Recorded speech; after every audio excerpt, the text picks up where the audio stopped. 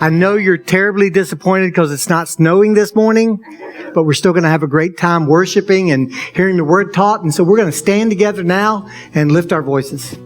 Old things have passed away.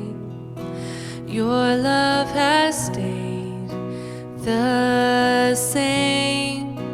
Your constant grace remains the cornerstone. Things that we thought were dead are breathing in life again. You caused your sun to shine on darkest nights. For all that you've done, we will pour out our love. This will be our anthem song. Jesus, we love you.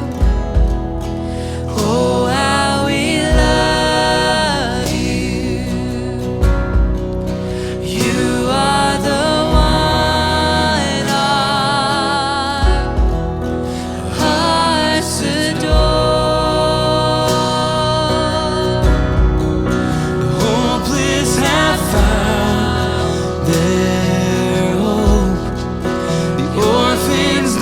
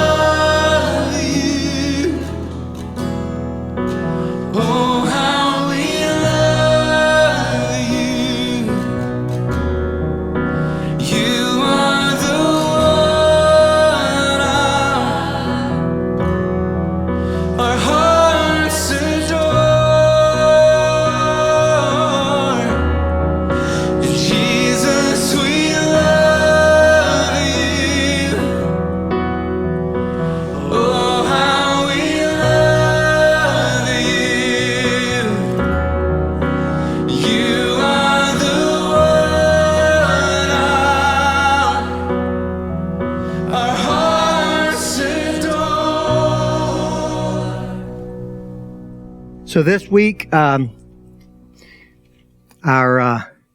reading is pages 35 to 42 in Unfolding Grace, which means you'll be reading Genesis 10, 11, and 12. And also this week, we'll be gathering on Tuesday to discuss for the first time, this book, Concise Theology, by J.I. Packer. So I hope to see you there, those of you who signed up to be a part of that and who have purchased a book and have been reading. And so today's reading is found in Genesis chapter 11, beginning in verse 1.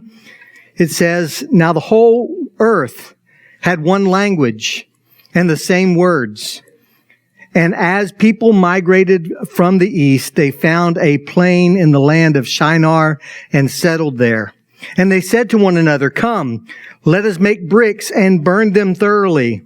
And they had brick for stone and bitumen for mortar. And they said, 'Come, let us build ourselves a city and a tower with its top in the heavens. And let us make a name for ourselves, lest we be dispersed over the face of the whole earth.' And the Lord came down to see the city and the tower, which the children of man had built. And the Lord said, 'Behold, they are one people, and they all have one language, and this is only the beginning of what they will do, and nothing that they propose to do will now be impossible for them. Come, let us go down and there confuse their language, so they may not understand one another's speech.' So the Lord dispersed them from there over the face of the earth, and they left off building the city. Therefore the name was called Babel, because there the Lord confused the language of all people, and from there the Lord dispersed them over the face of the earth." This is the word of God. Well, I don't know if you've noticed a pattern in these first few chapters of Genesis. I bet you have. I mean, there's a clear pattern in the first 11 chapters of Genesis, and this is the pattern. Everything is great. Everything is awesome until it's not. Like, that's what we see played out over and over and over again in these opening chapters of the Bible, of the book of Genesis. Like, we miss the impact, because we're so familiar with these stories, right? Like, most of you, I bet, grew up hearing about Adam and Eve and hearing about creation, hearing about the story of Noah and maybe even the story of the Tower of Babel. But imagine hearing these stories for the very first time. Like, imagine if you're an Israelite, a Hebrew, former slave, now delivered from bondage, and you're in the wilderness of Sinai. You've been given the law. You've been given this charge by God. You're a new people, and you're hearing this story read to you for the very first time. Like, you don't recognize a lot of the names. You know a little bit maybe of some of these stories. You've heard hints as you've grown up, but you grew up in a pagan land, and this is like all new information. Like, the first thing you hear about is this perfect couple living in this absolutely perfect place until they wrecked it. And then you see, because of their sin, the consequences of that sin and curses levied on them by God. And then this promise that the offspring of a woman would crush the head of Satan. So Adam and Eve are kicked out of this perfect place. They're barred from the very presence of God because they had rebelled against God. They wanted to do things their way instead of His way. And they find as their life unfolds that their sin affects way more than just them personally. It affects every other relationship and all of creation. And so this formerly perfect couple starts a perfect family. And I wonder if they're wondering, are these the offspring?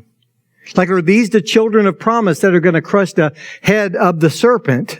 Like these first brothers, Cain and Abel, they look so sweet when they're young, but they grow up to be the first sibling rivalry. In fact, Cain is jealous of his brother and kills him.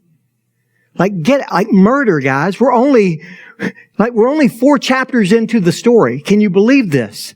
Like we're only one chapter removed from the perfect place, only one chapter removed from Eden, and they're already killing each other, and all they did was eat a little fruit.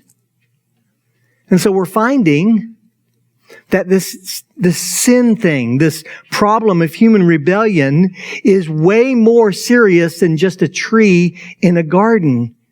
Really, it's about our hearts. This sin seeps into each one of us and it begins to grow. And in chapter 6, we see how much it can grow. Like humanity is fruitful and they multiply and they fill the earth, not with the glory of God, not with the fame of His name, but they fill the earth with violence, as we saw last week, that the Lord saw that the wickedness of man was great on the earth, and that every intention of the thoughts of his heart was only evil continually. Like God looks at His formerly good creation, and all He sees is absolute corruption. Like sin has permeated the world and affected absolutely everything. And now in chapter 6, sin is just spiraling out of control. And so God brings consequences on this human rebellion. He floods the earth. He wipes out all life except those whose lives are preserved because they're in the ark of God's promise. And then He hangs His war bow in the heavens as a promise, like as a sign of His covenant that He will not destroy the earth by flood again. And mankind kind of gets a do-over. They get to start fresh. You get righteous Noah and his family who've been saved through the waters of judgment. And so I know, like if you're hearing this story for the first time, if you're one of those Israelites right there in the shadow of Mount Sinai, you're hearing this story and you have to be thinking, is Noah the guy? Like, is he the one that's going to rescue everybody? Like, is he the one that's going to crush the serpent's head? I mean, everything's going to be good after this, right? No. You see, the problem of sin was not washed away with the flood. We see that even after the flood in chapter 8, that the intention of man's heart is still evil continually from his youth. Even Noah and Noah's sons cannot escape the curse of sin. And so the story progresses. And once again, mankind is fruitful and they multiply, but so does sin. And now mankind, united in one language, is also united in their rebellion against God. And so they decide not to fill the earth. Instead, they decide to settle in one place on the plains of Shinar, and in their arrogance, they say to one another, "Come, let us make bricks, and let us build ourselves a city and a tower with its top in the heavens, and let us make a name for ourselves, lest we be dispersed over the face of the whole earth." Remember, they're supposed to scatter and fill the earth, but instead of filling the earth with image bearers, with God's name and His fame, instead they settle there on the plains of Shinar and build a city and a tower so they can make their name great. Like they want to make a name for themselves lest they be scattered over the face of the whole earth. And so they defy God's purpose for their lives. God's purpose for their very existence. That repeated command from Adam to Eve to Noah. Like, fill the earth. And they decide not to do that. Instead, they defy God. And they're going to build a tower, and in their mind, they're probably thinking, this tower is going to be so tall, so vast, so amazing, this kind of ancient Near Eastern ziggurat that kind of spirals upward like in the artwork. They're going to be able to access the realm of the gods. They're building a stairway to heaven, right? They want to ascend to the heavens and they want to be like God. They want to build this stairway to heaven and enter into God's presence now, though, on their own terms. Nothing can bar them. It's like they're saying, we built this and it's awesome. And everybody's going to take notice, right? This is a declaration to the whole world and to God himself that we have finally arrived. We are somebody. We are something. Like you hear that story, and I got to say, I think we're just like that today, right? I mean, to me, social media has proved this.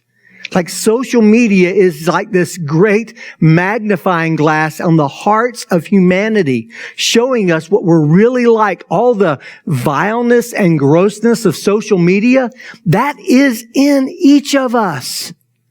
Like we build a tower of our brand, our name, on Instagram and on Twitter and on Facebook. We tell people how awesome our lives are and how wonderful we are, or we tell them how bad things are so that they will pity us and tell us we're not that great. We put a picture up of ourselves in a new outfit and say, oh, I look terrible, just so they'll tell us how wonderful we are. That's how broken we are. Like we think through social media or through our own ingenuity that we can secure our own future. We can make a name for ourselves. We're going to do things our way, but understand that sin is rebellion against God. And every time we sin, it's like we're trying to renegotiate the terms of our very existence. Every single time we sin, it's like we're saying to God, I know you said there's the line and don't cross it, but I have crossed it. And so let's work this out. What if instead of your way, we do it my way? I know that you say this is wrong, but what if I say it's right and I still want to be spiritual? Every time we sin, we're trying to renegotiate the terms of our existence, not to make his name great, but to make our name great. Even though there's only one name we should be concerned about, and it's not yours. There is no other name like we sang about. Bill Arnold, one commentator, wrote of the Tower of Babel. He says, the Tower of Babel teaches us that all human language has become the language of disobedience. Guys, that's so true. All of human language has become the language of defiance to God. It's become the language of human rebellion. Instead of filling the earth with the fame of his name, they want to make a name for themselves. And by the way, this is a pattern. From the beginning of Genesis to right here, this is a pattern. Adam and Eve are told in the garden that if they will defy God, if they will rebel against God, then they will be like gods. They're going to know some stuff.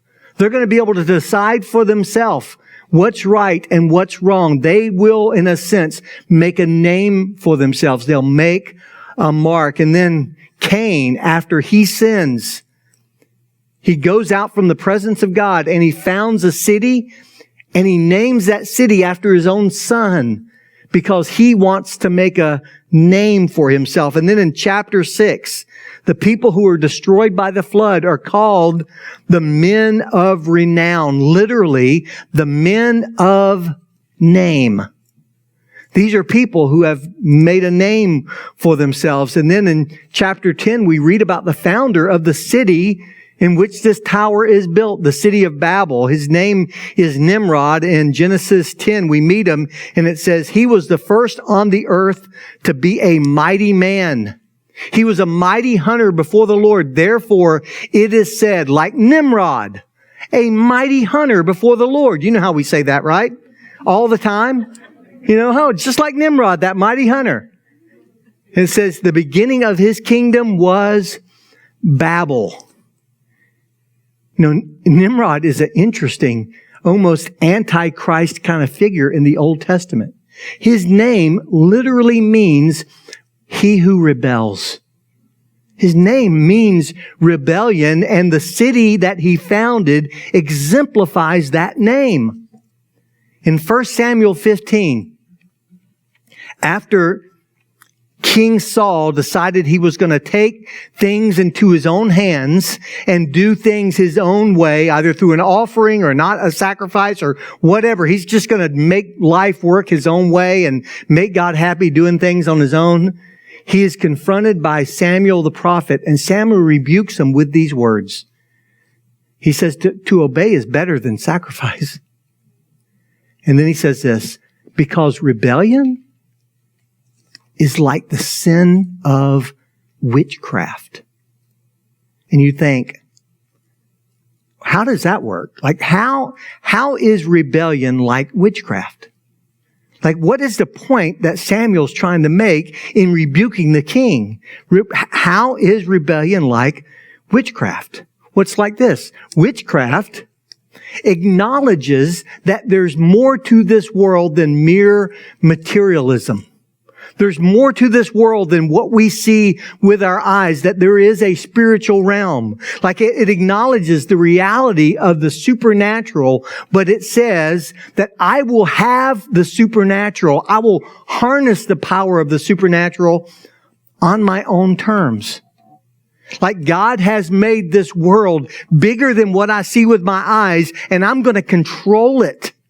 I'm going to gain that power for myself. I'm going to have spiritual power, supernatural power on my own terms. I'm going to renegotiate the terms of my very existence. And so what happens when you have a whole city like this?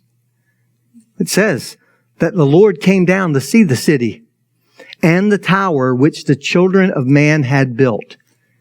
I mean, it's clear from the Hebrew that that phrase is meant to be ironic. Okay? This tower that they had built that was so vast, that reached to the heavens, Yahweh had to come down from heaven just to see this thing. It's like he's stooping down. He's like, oh, there it is. That thing that man has made to access my presence. It's right there. Isaiah 40 verse 22 says that God sits enthroned above the circle of the earth, and the inhabitants of the earth are like grasshoppers before him. And so God comes down and he sees this tower and says, I'm going to change their language, and I'm going to scatter them among the face of the earth. Guys, not out of fear that they will in some way rise up and be some sort of rival power to his throne, but out of concern for them as image bearers of God. He knows that left to themselves, they would follow this pattern of rebellion. That together they would corporately harden their hearts against God, and they would end up unified, but their unity would be that they would all be eternally damned together. And so he confounds their languages and he scatters them among the, every place on the earth. You gotta wonder, when I read this, I think, okay, if I'm the first audience, I'm just, Joe Hebrew sitting in the desert, hearing this story told to me. Of all the stories that could be included in the first 11 chapters of the Bible, I understand the creation story, the Adam and Eve, even the flood, but why this story? Well, I think it's so that I will learn. Like I'm about to go in and take the land. Like I'm about to go into cities that I didn't build and move into them. And I'm moving from individual Joe Hebrew to the nation of Israel. And God is reminding them, when you get there, if you try to make a name for yourself, let me show you how that's going to end for you. It never, ever works out. In fact, these tower builders did end up making a name for themselves, just not the one they wanted. Like in their language, the word Babel or Babylon meant like the gate of God, but in the Hebrew language, it came to mean confusion. And so thus ends the prologue for the entire Bible. Like Genesis 1 through 11 is the prologue. Meaning literally the word before, like the rest of the Bible. It's the prologue of all of human history. It's the prologue of God's unfolding grace. Like if you're reading a book and the book has a few pages at the front end that says prologue, what that is intended to do is it's supposed to kind of get you ready to hear the rest of the story. Like it's the opening of the story. It establishes the setting. It introduces you to some characters or some language. It gives you some history. It gives you helpful or needed background. And so we find out in the first 11 chapters of the Bible of Genesis that there's this storyline that we're going to have to deal with for the rest of the story. Like the storyline of this primeval period is this: sin has horribly corrupted creation. And we have no solution. Like sin has horribly corrupted, polluted, defaced God's good creation. And humanity has no solution. There's no remedy. We see through these first 11 chapters this downward spiraling of humanity. Like the first 11 chapters of Genesis cover eons of time. We don't know how long. But the next 11 chapters only cover 25 years. The first 11 chapters covering these eons of time, and then it begins to kind of slow to a crawl, and we focus on one family for the next 29 chapters. We're just looking at this one family, the family of Abraham. And so God's message coming out of chapter 11 is this: you have really messed things up. But I have a plan. The earth will be filled with the knowledge of the glory of the Lord. As the waters cover the sea, there will be a day when incense and pure offering are offered everywhere, from the rising of the sun to the setting of the same. God's name will be praised among the nations. And so it's like God is saying, listen, I want to tell you the human story, and I want to introduce you to some people, some of whose names you know, so that when you see me acting in your life, it'll give you confidence that I can act in your life to move my story forward, just like I did with them. And so the plot line of the Bible unfolds slowly, but progressively, because God is not in a hurry. But he does have a plan. And chapter 12, which we'll read this week, begins Act 1 of God's great story. Enter Abraham. Chapter 12, verse 1 says, "Now the Lord said to Abram."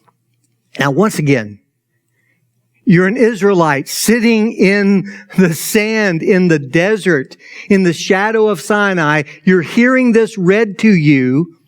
You don't know any of the characters, any of the names. It's all new information. And then you hear that the Lord said to Abram, and you're like, I know him. You're like Buddy the Elf, right?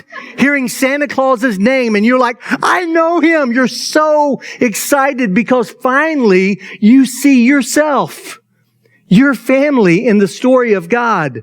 The Lord said to Abram, "Go from your country and your kindred and your father's house to a land that I will show you, and I will make you a great nation. And I will bless you, and I will make your name great, so that you will be a blessing. I will bless those who bless you, and him who dishonors you I will curse. And in you all the families of the earth will be blessed." What an amazing, amazing promise. He goes on to say, after Abraham obeys, he says, after he enters the land, "To your offspring I will give this land." So Abraham has promised land. He's promised offspring. He's promised that he will be blessed and he will be a blessing. In fact, through you, through your offspring, I'm going to bless every single person on earth. That is an incredible promise. And guys, the rest of the Bible is the story of God keeping the promise that he made to Abram. Like the rest of the Bible, This is the plot line. This is what you're following. So when you read this week, next week, the week after that, you're following the story of God, keeping the promise that He made to Abraham. Like after everything, the fall into sin, the murder of Abel by his brother Cain, the flood, the Tower of Babel, God has a plan. He is going to make Abraham the father of a people who will represent him to the rest of the world. And yet, Abraham is 75 years old when God calls him.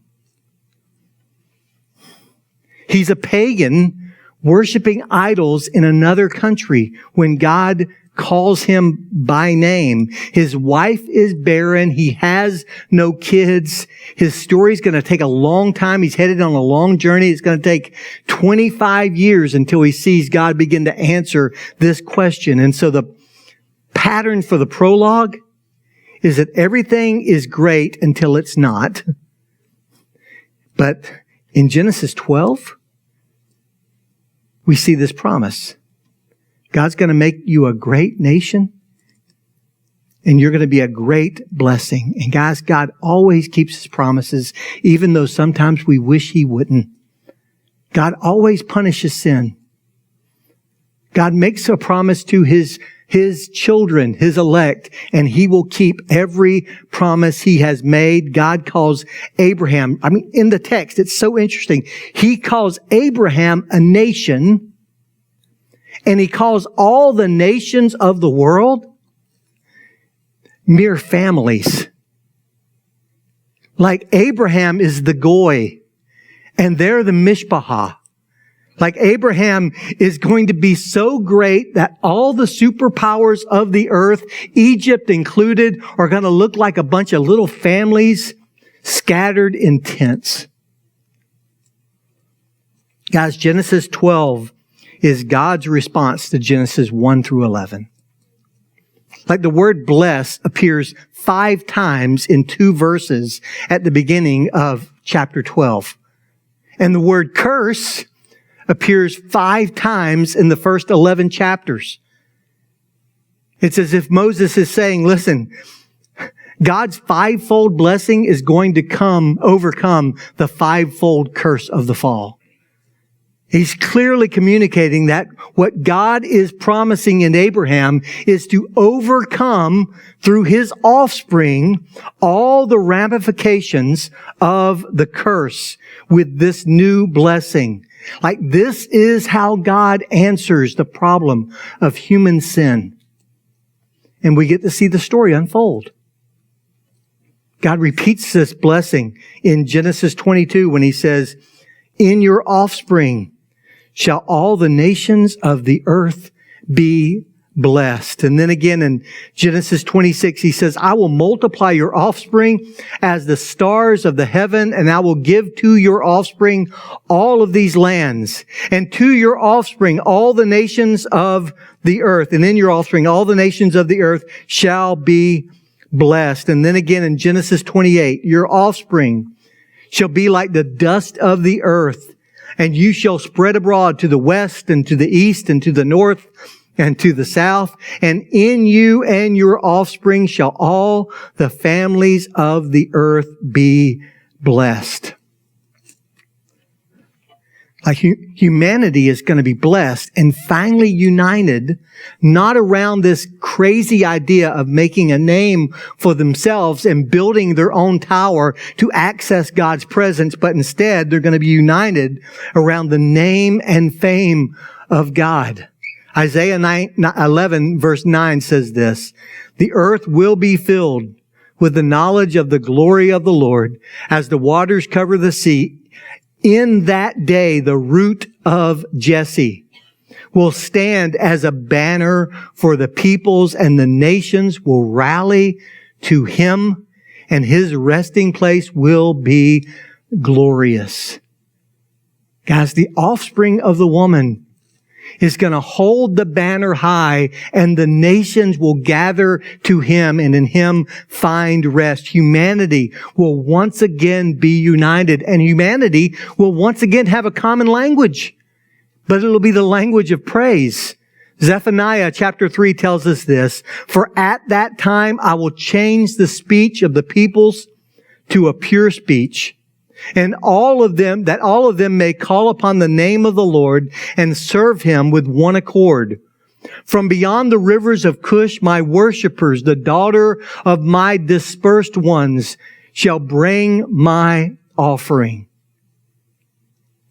Those who've been dispersed among the nations, whose speech has been confounded, I will give them a new tongue and a new voice so that they can praise me and they can gather as my worshipers. I'll bring them all together again. And in Acts chapter 2, we see a foretaste of this with the giving of the Spirit when people gathered from among the nations in Jerusalem hear the praises of God in one language. It's like a reversal of Babel.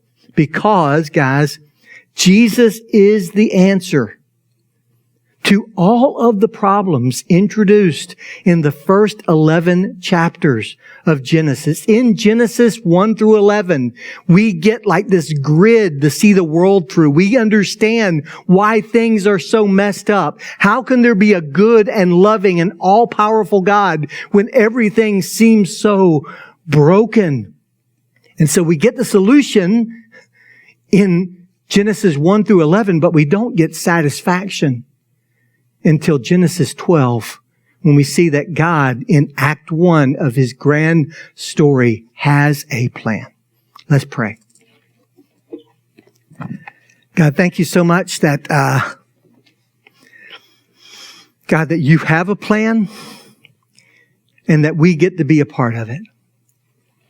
God, that you have a plan that in some way, even as you were calling Abraham from that land beyond the river, worshiping idols with his father, you called him to yourself. You knew then and had already determined that there would be men and women in this room who would be his descendants, the children of faith, just like Abraham, their father. Lord, we thank you that Jesus is the answer to all the brokenness of the world. Jesus is the answer to all the corruption, the pollution of sin. He is the one who is not only going to make us right with God and bring us back into His presence, but He is the one who can unite us together with one voice, a voice of praise, and who one day when He comes will turn back the curse and bring us back into that garden. We thank you for that. In Jesus' name, amen.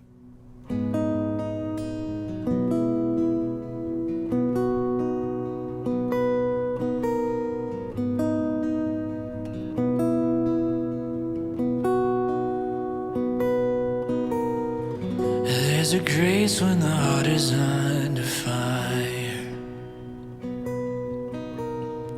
Another way when the walls are closing in. And when I look at the space between where I used to be and this reckoning, I know I will never be alone. There was another in the fire, standing next to me. There was another in the waters, holding back the seas. Should I ever need a reminder of how I've been set free, there is a cross that bears the burden, where another died for me. There is another in the fire.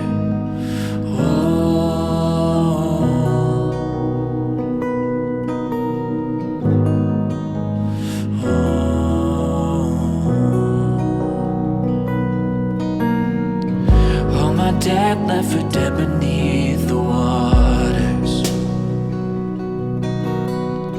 I'm no longer a slave to my sin anymore. Should I fall in the space between what remains of me and this reckoning? Either way, I won't bow to the things of this world.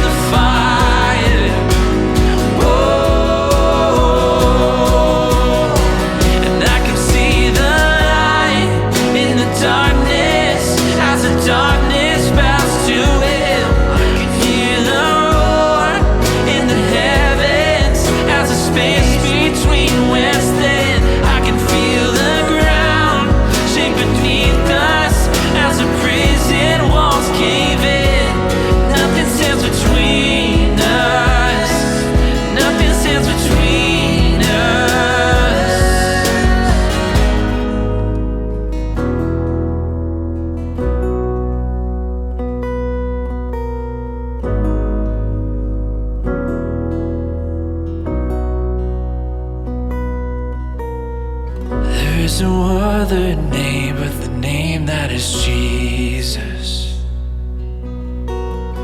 He who was and still is and will be through it all.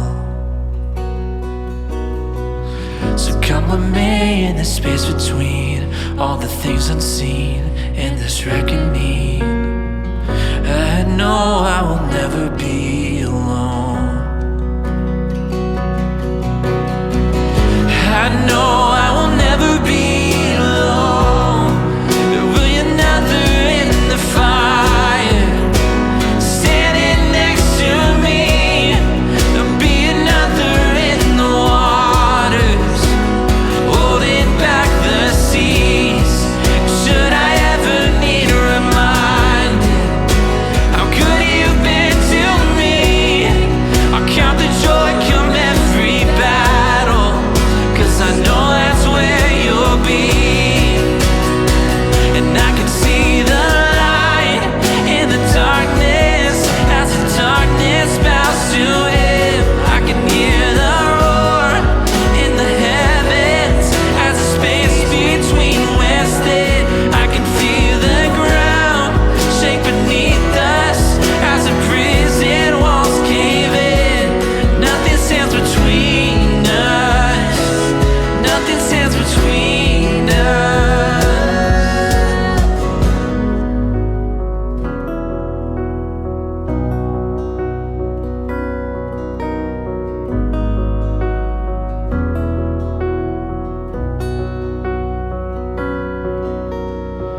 There's a grace when the heart is under fire.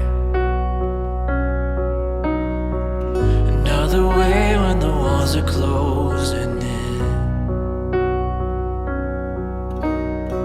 And when I look at the space between where I used to be and this reckoning, I know I will never be alone. I know I will never be alone.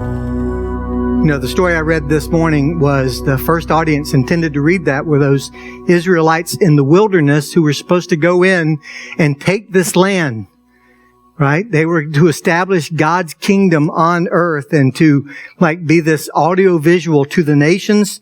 After they had done that, at the end of finally getting the promised land, God gives them a history lesson in Joshua 24. And this is what God tells them as God kind of recaps what has happened up to this point with Abraham, chapter 12. This is how God himself describes it. It says that Joshua said to all the peoples, "Thus says the Lord, the God of Israel, long ago, your fathers lived beyond the Euphrates. Terah, the father of Abraham and of Nahor, and they served other gods. Then I took your father Abraham from beyond the river and led him through all the land of Canaan and made his offspring many." You gotta wonder, why didn't God emphasize in those verses as he's charging Israel, why didn't he emphasize the faith of Abraham? The obedience of Abraham. In fact, as he goes on and tells the whole story of their conquering of the land, he doesn't talk about how great they are at all, how obedient they are at all. He doesn't talk about their faith. He talks about what he has done. Because, guys, the truth is, we don't need another great man. We need a great God. Like Moses and Noah and Adam and Abraham and Isaac and Jacob and even Joseph and David. They will fail us. But God in the flesh never will. He is the one who has won every battle. He is the one who is victorious, who fought for Israel and who will fight for us. And he's the one who found you when you weren't looking for him. when you weren't searching for Him, He was seeking you and stirring in your heart this desire to know Him. And you have to wonder, like, where did that come from? It wasn't implanted. It didn't come from me. God had to place it there in me for me ever to want to seek and to know Him. Guys, that's the God that we know and serve and sing about. God bless you, church.